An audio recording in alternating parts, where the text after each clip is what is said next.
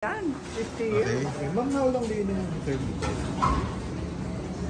Oh, since the time of the first Hyatt Regency Manila. Di ba? So that was in the 70s. 70s. So ilang taon na yon? More than what, 50 years?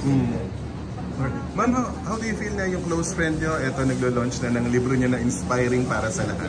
Oo nga, para sa akin, talagang hindi ako maka-absent sa kanyang book launch kasi unang-una, mahal na mahal namin si B-Boy bilang ibigan.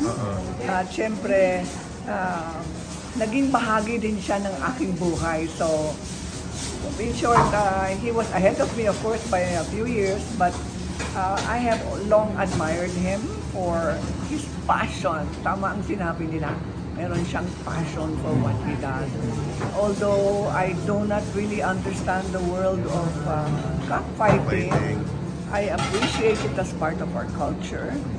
But B-Boy has made this type of sportsmanship an art.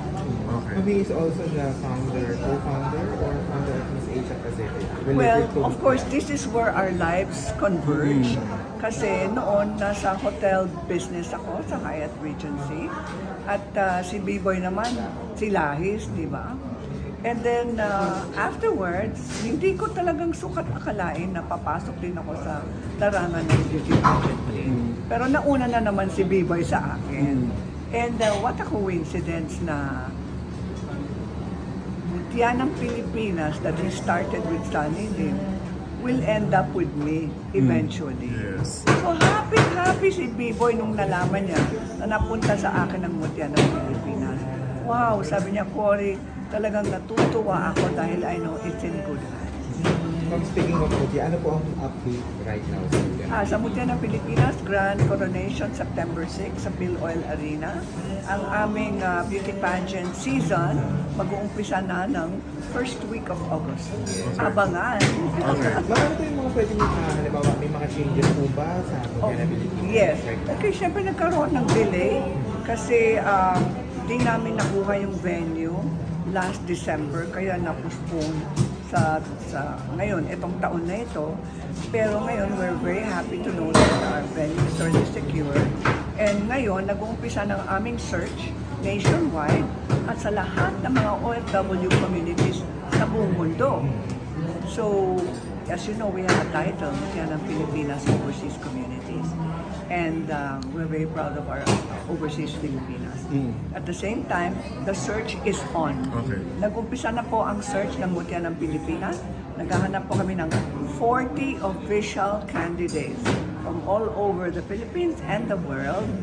And of course, we have 7 titles. Our biggest title is Intercontinental. Okay. So, yan. Okay. Ma'am, kung yung ibang pageants po, alam mo naman natin, parang nawa-widen yung definition nila ng women. Yes. Opo. Ang Mutya ba will remain traditional na naturally born women? Yes. We have to kasi yung mga titles na may hawak kami ng mga titles na international titles. Okay. We have to abide by their policy. Yes. And if we do not, we cannot send the delegate. Yes. So, this is a 100% all-female, natural-born female pageant. And how about the age? Yung The age is from 18 to 26. Pero hindi po nag-a-adjust ang Mutya ng Pilipinas for mga age requirements. Kasi usually, right now, may nagkakaroon na po ng adjustment sa ibang pageants. No, we cannot kasi, again, yung mga titles na hawak ng Mutya ng Pilipinas, meron din silang age requirement at age limit. Okay. Personally, ikaw, kung halimbawa masusunod ka, would you allow na yung age limit tapos yung mga transgender I think I understand the point of trying to push the old tradition of doing pageants. I understand that, but I am a traditionalist. Yes, so yes. I stick to the old-fashioned way and the old formula for beauty pageantry. Thank you, ma'am.